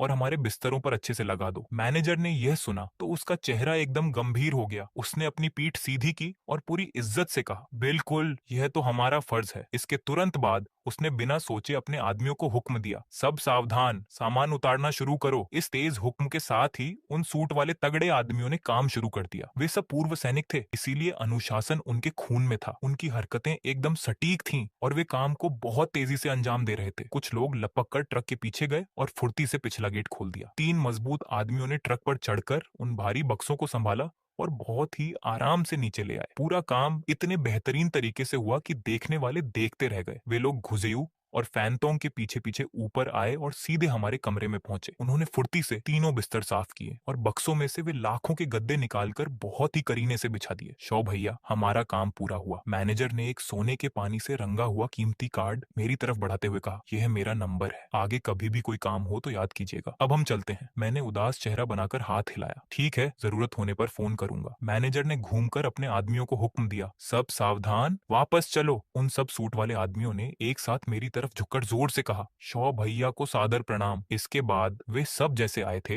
वैसे ही पूरे टशन के साथ वहां से चले गए। गुजेयू तो ये सब देखकर उनका फैन हो गया। उसने सोचा कि क्या रईसी है, टशन दिखाने का ऐसा तरीका तो उसकी सोच से भी बहुत ऊपर था। फैनातोंग भी चमकती आंखों से ये सब देख रहा था। उसे लगा कि बड़े भैया के इस जलवे के सामने उसकी पुरानी हरकतें तो बिल्कुल बच्चों जैसी थी। मेरे माथे पर चिंता की लाइनें आ गईं। मैंने तो बस गद्दे खरीदे थे, पर इतना हंगामा हो जाएगा ऐसा नहीं सोचा था। अब कॉलेज में शांत रहना नामुमकिन था। मैं तो बस शांति से अपनी पढ़ाई पूरी करना चाहता था, पर किस्मत हर बार मुझे ऐसे अतरंगी तरीकों से शो ऑफ करने पर मजबूर क्यों कर देती है। इसी उलझन में मुझे भूख का एहसास हुआ। मैं खाना मंगाने के लिए फोन उठाने ही वाला था कि सिमिंग का मैसेज आया, क्या तुमने सच में 40 लाख के गद्दे खरीदे हैं? मैंने जवाब दिया, हाँ। तुम भूल गई क्या कि मैं आते समय अपने साथ कुछ नहीं लाया था? अगर गद्दे ना खरीदता तो क्या आज रात जमीन पर सोता? 13 लाख से ज्यादा का एक गद्दा। तुम तो सच में खानदानी रईस हो। पैसे हैं तो खुद का ख्याल रखना ही चाहिए। अच्छी नींद सबसे जरूरी है। वैसे क्या तुम्हें भूख लगी है? चलो मेस में चलकर कुछ खाते हैं। हाँ, मुझे भी भूख लगी है, तो मैं मेस के पहले गेट पर तुम्हारा इंतजार करती हूँ। ठीक है। इस समय गुजेयू अपने नए बिस्तर पर लेटा हुआ मजे ले रहा था। उसने मुझसे कहा, बड़े भैया क्या आपको भूख लगी है? चलिए मैं आपको बाहर किसी बढ़िया जगह खाना खिलाता हूँ। शहर के बड़े होटलों की मेंबरशिप है मेरे पास। इस बंदे को और कुछ आए ना आए, पर ऐश कैसे करनी है इसका वह उस्ताद था। ये सुनकर मैंने गुस्से से कहा, बस खाना ही तो खाना है, किसी महंगे होटल में जाने की कोई जरूरत नहीं है। हम मेस में ही खाएंगे। हमें सबके साथ मिलकर रहना चाहिए। पैसे की वजह से खुद को अलग नहीं समझना चाहिए। अपनी इस अमीरी वाली सोच को बंद करो। गुजेयू तुरंत मेरी तारीफ करते हुए बोला, बड़े भैया की सोच सच में बहुत बड़ी है। मैं ही ना समझता। जैसा आप कहें वैसा ही होगा। फैनतोंग ने देखा कि मंझले भैया तो बड़े भैया के करीब आते जा रहे हैं। उसने सोचा कि अगर उसने अब कुछ नहीं किया तो बड़े भैया उसे अपने साथ रखना बंद न कर दें। वह तुरंत आगे आया और बोला, बड़े भैया, मेरे पास ज्यादा पैसे तो नहीं है, पर मेस का खर्चा मैं उठाऊंगा। आपका जो मन करे वो मंगवा लीजिए। मैं उसकी बात सुनकर हंस पड़ा और हाथ हिलाकर बोला, इतने कम पैसों के लिए तुम दोनों को जेब डीली करने की कोई जरूरत नहीं है। हम सीधे मेस की तरफ जा रहे थे कि अचानक मेरे कदम रुक गए और माथे पर बल आ गए। अरे रुको, ऐसा क्यों लग रहा है कि एक बंदा कम है? फैन टोंग ने अपने सिर पर हाथ मारा और उसे अचानक याद आया, अरे हाँ, खाने का टाइम हो गया है। पर हमारा दूसरा रूममेट कहाँ गायब है? मैंने थोड़ा सोचा। हम तीनों ने नया गद्दा ले लिया, बस वही अकेला छूट गया। ये बात बाहर गई तो लोग कहेंगे कि हम अपना अलग ग्रुप बना रहे हैं। टोंग ने चिढ़ते हुए अपना मुंह बनाया, हम दोनों तुम्हारे छोटे भाई हैं, तुम्हारा हमें संभालना तो बनता है। उससे हमारी कोई जान पहचान नहीं है, छोड़ दो उसे। चलो जल्दी खाना खाने चलते हैं। मैंने सोचा बात तो सही है और मैं आगे आगे बाहर की तरफ चल दिया। हम तीनों जैसे ही मेस के गेट नंबर 1 पर पहुंचे, हमें वहां 3 लोग खड्डे दिखाई दिए। शेन शिंगे खास तौर पर तैयार होकर आई थी। सफेद हाफ स्लीव शर्ट पर लाल रंग का बोटाई लगा था और नीचे काले रंग का छोटा स्कर्ट था। उसके एकदम सीधे पैर तो कतई गजब ढा रहे थे। पास से गुजरने वाले लड़कों की निगाहें वहीं टिक गई थीं। शेन शिंगे ने दूर से ही मुझे देख लिया और खुशी से हाथ हिलाते हुए जोर से चिल्लाई, जाओ यान, मैं यहाँ हूँ। मैं अपने साथ मौजूद इन दोनों नमूनों को लेकर धीरे धीरे उसके पास पहुंचा। फैन टोंग ने जैसे ही शेन शिंगे को देखा, उसका चेहरा थोड़ा उतर गया। शेन शिंगे ने भी उसे पहचान लिया और एक सवालिया नजरों से देखा। मैंने मजबूरी में अपने हाथ फैलाए। किस्मत का खेल देखो, यह मेरा रूममेट है। शेन शिंगे ने धीरे से सर हिलाया। वह अभी कुछ बोल भी नहीं पाई थी कि उसके पास खड्डी एक लड्डकी पहले ही बोल पड़ दी। उसने मुझे ऊपर से नीचे तक देखा। ए लड्डके, तुमने हमारी शिंगे को खाने पर बुलाया और अपने पूरे कुनबे को साथ उठा लाए। मैंने सामने देखा, उस लड्डेचकी का चेहरा थोड़ा गोल मटोल था और उसने एकदम प्यारी सी फ्रॉक पहन रखी थी। गू जेयू की आंखें चमक उठी और वह अपने सफेद दांत दिखाते हुए हंसा। हम तो बस बद्दे भाई के साथ मुफ्त का खाना खाने चले आए। वह मन ही मन सोच रहा था। पहले तो बद्दा भाई शो ऑफ करने से मना कर रहा था कि स्पेशल ट्रीटमेंट नहीं चाहिए, रईसों वाला खाना नहीं खाना है। इतनी देर से असली खेल तो ये था कि साथ में सुंदर लडेज थी। अब तो मेस का खाना भी टेस्टी लगने लगा था। वह छोटी लडेज थोड़ी देर नखरे के साथ ताना मारते हुए बोली, तुम्हारे बद्दे भाई, तुम इस लडेज को अपना बद्दा भाई बोल रहे हो? गू जेयू एकदम प्यार से हंसा। हाँ, अभी अभी बद्दे भाई माना है, हमारे बॉयज हॉस्टल में ऐसा ही चलता है। शेन शिंगे ने एक ठंडी सांस ली और मजबूरी में सबको इंट्रोड्यूस कराया। ये मेरी 2 रूममेट्स हैं, त्यानत्यान और क्यूजी। मुझे कोई खास फर्क नहीं पड़ता, जब सब आ ही गए हैं तो चलो। मेरे पेट में चूहे कूद रहे हैं, पहले पेट पूजा करते हैं। मेस में टोटल 2 फ्लोर थे। फर्स्ट फ्लोर पर थाली वाला सिस्टम था, जहाँ खाना पहले से बना होता है, बस प्लेट लेकर आंटी से डलवा लो। सेकंड फ्लोर एकदम फूड स्ट्रीट जैसा था, जहाँ चाट चौमिन, बारबेक्यू और सूप वगैरह सब मिल रहा था। आज हम 6 लोग थे तो फर्स्ट फ्लोर पर काम नहीं चला सकते थे। कुछ अच्छा ही खाना था। हम 6 लोगों ने खिड़की के पास एक जगह पकद्दी और एक बार में 8 सब्जियां और कुछ बारबेक्यू ऑर्डर कर दिया। पर टेबल पर माहौल थोड़ा अजीब था। आखिर मेरे और शेन शिंगे के अलावा बाकी सब पहली बार मिल रहे थे। अभी बातें चल ही रही थी कि अचानक त्यानत्यान ने अपने फोन को देखते हुए गाली दी। यह तो बहुत ज्यादा हो गया, सब मिलकर एक बेचारी लड़झिकी को परेशान कर रहे हैं। उसने बोलते हुए अपना फोन शेन शिंगे के मुंह के सामने कर दिया। स्क्रीन पर कॉलेज फोरम का एक पोस्ट था। मायबा कार वाले अमीर बाप के बेटे ने धौंस जमाकर लड़झकी से जबरदस्ती लोन पेपर साइन करवाए, वरना पुलिस बुलाने की धमकी दी। एक और पोस्ट था। अल्ट्रा अमीर स्टूडेंट ने 4 लाख के गद्दे खरीदे। नए स्टूडेंट की ताकत देखकर सब हैरान। सीनियर्स भी तारीफों के पुल बांध रहे थे कि इस बार के नए स्टूडेंट्स का लेवल ही अलग है। पहले लैम्बोर्गिनी से एंट्री और अब 4 लाख का गद्दा। सच में पैसे की कोई कमी नहीं है। मैंने अभी तक कॉलेज का फोरम नहीं देखा था। असल में मेरा ये फोन बहुत हैंग होता है। मैंने ऐसे ही बहाना बना दिया। बस इन 2 बातों की वजह से मैं और गू जेयू पूरे कॉलेज में फेमस हो चुके थे। मैं तो एक रहस्यमयी अमीर शहजादा बन गया, पर गू जेयू की लोगों ने सोशल मीडिया पर जमकर क्लास लगा दी। अरे यार, जरा ये देखो, ये सीनियर करोड़ों की लैम्बोर्गिनी चलाता है, कितना हैंडसम है। त्यान त्यान आंखें फाड़ कर फोन देख रही थी और एक्साइटेड होकर अपनी सहेली को बता रही थी। क्यूंजी को भी यकीन नहीं हो रहा था। बस शेन शिंगे का चेहरा अजीब बना हुआ था, क्योंकि जिसकी वो इतनी तारीफ कर रही थी वह ठीक उनके सामने बैठा था। त्यान के चेहरे पर पूरा लालच था। काश मेरे पास भी एक लैम्बोर्गिनी होती। उसने अंगदाई ली और मेरी तरफ घूमकर बोली, ए लड्ढे के, आज तुमने कॉलेज के गेट पर तमाशा देखा होगा ना? तुम तो दोपहर में आए थे, तुमने उस लैम्बोर्गिनी वाले अमीर लड़के को देखा क्या? वह कैसा दिखता है? मैंने अपनी ठुड्डी पर हाथ रखा और जानबूझकर सस्पेंस बनाते हुए कहा, देखा तो था, शक्ल सूरत की बात करें तो एकदम एवरेज ही है। त्यान का मुंह उतर गया। उफ, कितनी बुरी बात है कि मैं उसे अपनी आंखों से नहीं देख पाई। गू जेयू ने अचानक बीच में बात काट दी। ये कोई पक्की बात नहीं है, वह शायद तुम्हें भाव भी ना दे। मैं उस समय वहीं था। उसकी कार से एक बहुत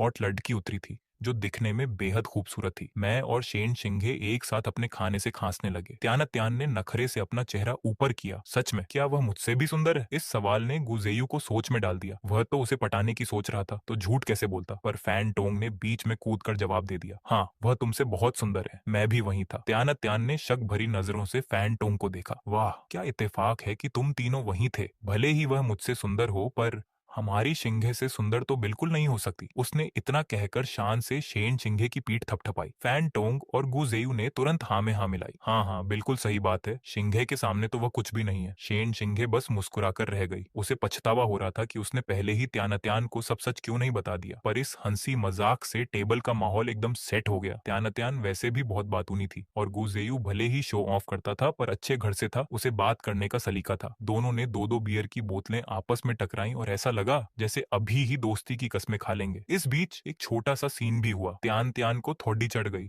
और उसने उस लड़की को परेशान करने वाले मायबा कार वाले लड़के को जी भरकर गालियां दी। गुजेयू का दर्द छुपाए नहीं छुप रहा था, पर लड़की पटाने के चक्कर में उसे मजबूरी में खुद को ही कोसना पड़ रहा था। जब सब मजे से बातें कर रहे थे, तभी पास से एक लड़ेजके की आवाज आई। शिंगे, तुमने भी इसी कॉलेज में एडमिशन लिया है? शेन शिंगे और त्यान ने हंसकर उसे हेलो कहा। जीबो, तुमने तो दूसरे कॉलेज का फॉर्म भरा था ना, तुम यहाँ कैसे आ गए? जीबो उनका स्कूल का क्लासमेट था और कॉलेज में भी एक जाना माना अमीर लड़का था। उसने शर्माते हुए अपना सिर खुजलाया। बस वहाँ एडमिशन नहीं हो पाया तो मजबूरी में यहाँ आना पड़ा। मुझे नहीं पता था कि तुम भी यहीं हो, ये तो बहुत बढ़िया इत्तेफाक है। शेन शिंगे ने लगे हाथ सबका इंट्रोडक्शन कराया और जब मेरी बारी आई तो उसने खास तौर पर कहा, ये ट्रेन में मिले थे। जीबो के तेवर तुरंत बदल गए और उसकी नजरों में मेरे लिए दुश्मनी साफ दिखने लगी। कहाँ से ये सीधा साधा लड़का आ गया जो आसमान के तारों को छूने की सोच रहा है? इसे पता नहीं है क्या कि जो भी पहले शिंगे के पीछे पढ़े थे उनका क्या हाल हुआ था? जीबो मन ही मन सोचने लगा कि इस लड़के को सबक सिखाने का कोई मौका ढूंढना पड़ेगा। त्यान वैसे भी जीबो को पसंद करती थी, दिखने में स्मार्ट, अमीर और होनहार। वह हमेशा शिंगे और जीबो की जोड़ी बनाने की सोचती थी और शिंगे के कान भरती रहती थी। जीबो का यहाँ आना कोई इत्तेफाक नहीं था, त्यान ने ही उसे चुपके से खबर दी थी, जिसके बाद वह यहाँ भागा भागा आया था। त्यान ने जोश में जीबो को बुलाया। जीबो, यहाँ शिंगे के पास बैठो, तुम दोनों पूरे वेकेशन में नहीं मिले, आराम से बातें करो। ये सपोर्ट तो एकदम परफेक्ट था। फैन टोंग ने समझदारी दिखाई और अपनी सीट छोड़ दे दी। जीबो भी बिना शर्माए सीधे शेन शिंगे के बगल में बैठ गया और प्यार से बोला, शिंगे, बहुत दिनों बाद मिले, तुमने बताया क्यों नहीं कि तुम यहाँ आ रही हो?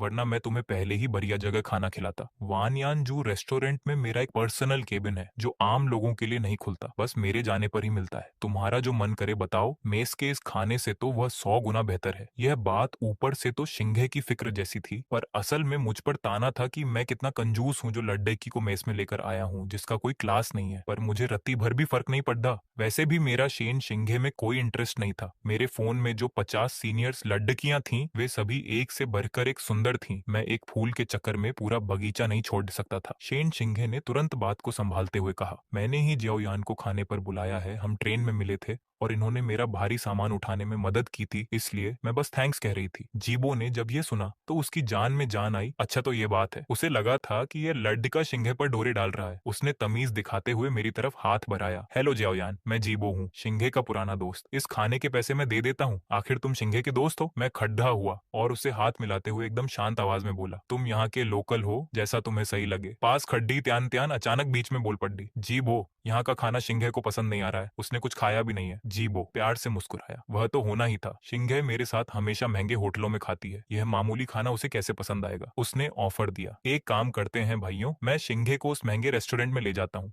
और यहाँ आप लोगों ने जो भी ऑर्डर किया है उसका पूरा बिल मैं भर देता हूँ। इतना कहकर उसने शेन शिंगे का हाथ पकड़ डाने के लिए हाथ बढ़ाया। मेरी त्योरियां चढ़ गईं और मेरे बगल में बैठे गुजेयू से तो अब बिल्कुल बर्दाश्त नहीं हुआ। ये लड्डे का कुछ ज्यादा ही हवा में उड़ रहा था। उसने गुस्से में अपने चम्मच को टेबल पर पटका। तुम्हारा मतलब क्या है? तुम जो खाओ वो शाही खाना और जो हम खा रहे हैं वो मामूली खाना। जीबो ने एक घटिया सी हंसी हंसी। क्यों, ऐसा नहीं है क्या? तुम जैसे कंगाल लोग मेज के सेकंड फ्लोर पर खा लें, वही तुम्हारे लिए बहुत बड़ी बात है। तुम्हें पता भी है उस रेस्टोरेंट में एक डिश कितने की आती है? हजारों रुपए की। उसके सामने तुम्हारा ये खाना मामूली नहीं तो और क्या है। मैं बस हाथ बढ़ाकर गुजियों को रोकने ही वाला था कि मेरे दिमाग में सिस्टम की आवाज जोर से गूंजी। अलर्ट, होस्ट की बेइज्जती की गई है, चुप रहना मना है, अब ईंट का जवाब पत्थर से देना ही होगा। कामयाबी मिली तो वान्यानजू के सारे शेयर्स आपके, और अगर फेल हुए तो तुरंत कब्ज कॉन्स्टिपेशन की सजा मिलेगी। ये सुनते ही मेरा पारा 7वें आसमान पर पहुंच गया। मैंने जोर से टेबल पर हाथ मारा। भाई साहब, मैं शरीफ हूं तो इसका ये मतलब थोड़े ही है कि तुम मुझे कब्ज करा दोगे। मैंने आगे बढ़ रहे गुजियों को हाथ से रोका और तीखी नजरों से जीबो की तरफ देखकर कहा, तुम इसे रूखा सूखा खाना कह रहे हो, सही कहा ना। माहौल में अचानक बारूद सुलग गया। तियन ने तुरंत बीच बचाव करते हुए मामला शांत करने की कोशिश की। श्याओ यान, तुम भलाई की कदर करना सीखो। जीबो इतने अच्छे दिल से पार्टी दे रहा है और तुम्हारे अंदर तमीज नाम की चीज नहीं है। मैंने एक ठंडी हंसी हंसते हुए कहा। शुरुआत से लेकर अब तक मैंने एक लफ्ज नहीं बोला। सबसे पहले किसने मुंह खोलकर हमें कंगाल कहा? किसने कहा कि इस जगह सिर्फ भिखारी आते हैं? और किसने छाती ठोककर कहा था कि हम जो भी मंगाएंगे उसका बिल वो खुद भरेगा? तियन तियन ने चिढ़कर शेन शिन्हे का पल्लू खींचते हुए कहा। शिन्हे, देखो तो सही, ये लोग कहाँ से आए हैं? इनमें रत्ती भर भी मैनर्स नहीं है। हमेशा शांत रहने वाली शेन शिन्हे के चेहरे पर आखिरकार नाराजगी साफ दिखने लगी। तियन तियन, जीबो, तुम दोनों अब बस करो। किसी से ऐसी बातें कैसे कर सकते हो? पर तियन तियन ने अपनी ठुड्डी ऊपर उठाई और हमारी तरफ हिकारत से देखते हुए बोली, मैं तो सच ही कह रही हूँ। लड़कियों के पैसों पर पलना ही कम बेइज्जती की बात थी क्या, जो अब यहाँ आकर दादागिरी दिखा रहे हैं? एकदम गंवार हैं ये लोग। गुजियू का चेहरा गुस्से से नीला पड़ देच गया। उसने सीधे अपनी आस्तीनें ऊपर चढ़ाई और मारने के लिए तैयार हो गया। तुमने किसे बदतमीज कहा? तियन तियन डर के मारे पीछे हटी और तुरंत शेन शिन्हे के पीछे छिप गई। तुम खुद ही देख लो, ये तो हाथ उठाने पर आ गया। कितना निकम्मा और जंगली है। शेन शिन्हे ने अपनी भौहें सिकोड़ ली। उसे समझ नहीं आ रहा था कि क्या करे। तभी जीबो बड्ढे घमंड के साथ खद्दा हुआ। क्यों, मार पिटाई करनी है क्या? आ जाओ, आजमा लो। तियन तियन पीछे से मुंह बनाते हुए बोली, तुम कंगाल लोग अपनी ताकत जाया मत करो। जीबो ताइक्वांडो में ब्लैक बेल्ट है, तुम तीनों मिलकर भी उसका बाल बांका नहीं कर पाओगे। फैन टोंगी भी गुस्से से उबल रहा था। उसका मन कर रहा था कि आगे बढ़कर उस लड़ डचकी को एक कान के नीचे रसीद कर दे। माहौल को बिगड़ता देख मैंने एक बार फिर उन दोनों को रोका और भारी आवाज में कहा, मैंने पहले तुम लोगों को क्या सिखाया था? हमेशा शांत और सीधा बनकर रहना चाहिए, बात बात पर हाथ नहीं उठाते। इतना कहकर मैं जीबो की तरफ घूमा और मेरे होठों पर एक शातिर मुस्कान आ गई। तुमने कहा ना कि यह रूखा सूखा खाना है, तो ठीक है, अब मैं पेट भरकर दबाकर खाऊंगा। क्या तुम्हारी जेब में इतना दम है? जीबो ने पूरी हेगदी के साथ हंसकर कहा, बिल्कुल, तुम जितना मर्जी चाहो खाओ, ये बाप तुम्हारा बिल भरेगा। ये सुनते ही मैं खिलखिलाकर हंस पद्दा। तो फिर हमारे इन सारे भाइयों के खाने का खर्च भी तुम्हारा हुआ? जीबो ने तिरछी नजरों से हमें ऊपर से नीचे तक देखा। उसकी आंखों में सिर्फ नफरत थी। अपनी ये कंगाली वाली शक्ल देखो। मुफ्त का माल सुनते ही आंखें कैसे चमक उठी। तुम जैसे लोग शिन्हे के साथ एक टेबल पर बैठने के लायक भी नहीं हो। मैंने गुजियू के कान के पास जाकर धीरे से कुछ कहा। वह तुरंत इशारा समझ गया और खड्डा होकर पूरी कैंटीन में जोर से चिल्लाया, सब लोग कान खोलकर सुन लो। आज जो कोई भी मेरे श्याओ भाई को अपना भाई मानेगा, उसकी कैंटीन की पूरी पार्टी इस अमीरजादे जीबो की तरफ से होगी। हमारी बहस वैसे ही सबका ध्यान खींच रही थी और इस ऐलान ने तो जैसे कैंटीन में धमाका ही कर दिया। पूरी कैंटीन में 3 सेकंड के लिए सन्नाटा छा गया। सैकड़ों आंखें एक साथ हमारी तरफ घूमने लगी। एक हिम्मत वाले लड़के ने आजमाने के लिए पूछा, भाई सच कह रहे हो या मजाक है? बस श्याओ भाई को अपना भाई मानना है और आज का खाना एकदम फ्री? कुजियू ने और जोर से चिल्लाकर कहा, एकदम 100% सच। आज यहाँ जितने भी लोग हैं सबका बिल जीबो भाई के खाते में जाएगा। ये सुनते ही पूरी कैंटीन तालियों और शोर से गूंज उठी। जीबो भाई जिंदाबाद, श्याओ भाई अमर रहे। श्याओ भाई बड़े दिनों बाद दिखे, आज तो कतई जहर लग रहे हो। नारेबाजी खत्म होते ही सारे स्टूडेंट्स हंसते खेलते हुए खाना लेने वाली खिड़की की तरफ भागे और जानबूझकर सबसे महंगी चीजें ऑर्डर करने लगे। कुजियू ने बुत बने खड्डे जीबो को देखा और एक कमीनी मुस्कान के साथ बोला, आओ जीबो भैया, हम जैसे रूखा सूखा खाना खाने वालों का बिल चुका दो अब। जीबो गुस्से से अपने दांत पीसने लगा। मैंने सिर्फ तुम तीनों को खिलाने की बात कही थी, इस पूरी फौज की नहीं। मैंने मासूम बनकर अपने कंधे उचकाए। तुमने कहा था कि मेरे भाइयों को खिलाओगे, पर यह तो नहीं बताया था कि कितने भाई। यहाँ मौजूद हर बंदा मेरा भाई है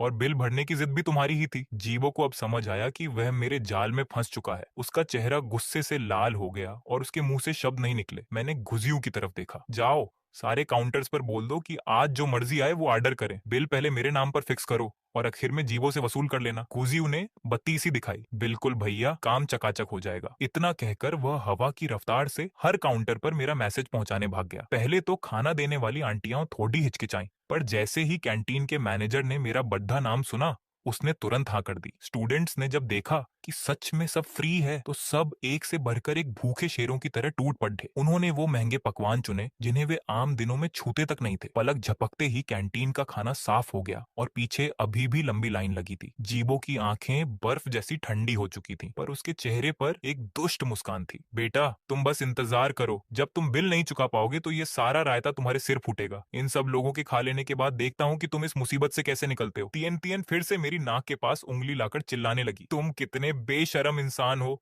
जीबो ने अच्छे मन से तुम्हें खिलाना चाहा और तुमने उसी को छूना लगा दिया। ये फर्जी बिल हम बिल्कुल नहीं चुकाने वाले। गुजियू से अब इस लड्डिचकी की बकवास और बर्दाश्त नहीं हुई। वह सीधे उस पर बरस पड़ा। क्या तुम्हारा दिमाग इंटरनेट चलाते चलाते एकदम सड्डे चुका है? बात को घुमाना तो कोई तुमसे सीखे। आखिरकार पहले किसने अमीर बनकर कहा था कि ये रूखा सूखा खाना है? किसने कहा था कि यहाँ सिर्फ गरीब आते हैं?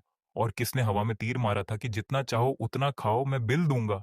अब नानी याद आ रही है तो मुकर रहे हो? क्या हुआ, महंगा लग रहा है? उसने अपना गला साफ किया और एक इंटरनेट इन्फ्लुएंसर की तरह टोन बदलकर मजे लेते हुए कहा, महंगा कहाँ है, हमेशा से यही भाव है भाई, कुछ भी मत बोलो। कैंटीन वाली आंटी भी मेहनत से कमाती है, इस खाने का यही दाम है, महंगा कहाँ है? अगर चुका नहीं सकते तो अपनी कमी ढूंढो। इतने सालों से घूम रहे हो पर 4 पैसे नहीं कमाए, चले आए अमीर बनने। पैसे नहीं है तो जाकर मजदूरी करो, यहाँ रईस मत बनो। इस बेइज्जती ने आग में घी का काम किया। त्यान त्यान का चेहरा गुस्से से लाल हो गया। उसने मुंह तो खोला पर एक शब्द नहीं निकल पाया। जीबो की आंखें भी गुस्से से उबल रही थीं, पर अचानक उसने एक ठंडी हंसी हंसते हुए कहा, अच्छा तो तुम श्याओ यान हो। अब तुम तीनों घुटनों के बल बैठकर मुझसे भीख मांगो तो मैं पैसे दे दूंगा, वरना मैं अभी यहाँ से चला जाऊंगा और तुम लोग कैंटीन के मालिक का कर्ज चुकाते रहना। तुम जैसे कंगाल पूरी जिंदगी नौकरी करके भी ये पैसा नहीं चुका पाएंगे, और खासकर तुम। उसने मेरी नाक की तरफ उंगली की। खुद को अपने हाथ से 10 थप्पड़ मारो, वरना मैं तुम्हारी कोई मदद नहीं करूंगा। उसने मन में हिसाब लगाया कि आज का बिल कम से कम 1-2 लाख तो होगा ही। इतने पैसे खर्च करना उसके लिए भी बड़ी बात थी। वह यह रकम देना नहीं चाहता था, पर बातों से अपना रोब जमाना चाहता था। त्यान त्यान खुशी से उछल पड़ी। हाँ, इन्हें इतनी आसानी से मत छोड़ना, इन्हें सबक सिखाना ही होगा। मैंने इन दोनों तमाशा करने वालों को देखा और शांत आवाज में कहा, तुम सच में किसी अमीर के बेटे हो क्या? इतने कम पैसों के लिए इतनी देर से रो रहे हो? जीबो का चेहरा एकदम काला पड़ गया। क्या कहा तूने? शामत आई है फिर भी इतनी अकड़ दिखा रहा है? तुझे सच में डर नहीं है कि मैं यहाँ से चला जाऊंगा? मैंने अपने दोनों हाथ फैलाए। तो जाओ ना, किसे चाहिए तुम्हारे 2-4 लाख रुपए? क्या कहा? जीबो को लगा जैसे उसने कोई मजाक सुन लिया हो। तुझे पता भी है कि 2-4 लाख रुपए क्या होते हैं? मुंह उठाकर कुछ भी बोल रहा है। अगर तूने ये बिल चुका दिया तो मैं सबके सामने गंदगी खाने को तैयार हूँ। मेरी आंखें चमक उठी। मैंने गुजिन यू की तरफ देखा। जो इसने कहा, क्या वह सब रिकॉर्ड हो गया? गुजिन यू ने हाथ से ओके का इशारा किया। फिक्र मत करो भाई, एकदम साफ साफ सब रिकॉर्ड हुआ है। हॉस्टल जाकर इसे कॉलेज के ग्रुप पर डालूंगा। ये सुनकर जीबो का दम ही घुटने लगा। ये दोनों कमीने दोस्त। मैंने अपना गला साफ किया। यह बात तुमने खुद कही है। मैंने तुम्हारी गर्दन पर चाकू नहीं रखा था। जब मैं पैसे चुका दूंगा तो अपनी बात से पलटना मत। जीबो ने गुस्से में अपने दांत भींचे। उसे पूरा भरोसा था कि ये गरीब लड़का कभी 1-2 लाख रुपए नहीं दे पाएगा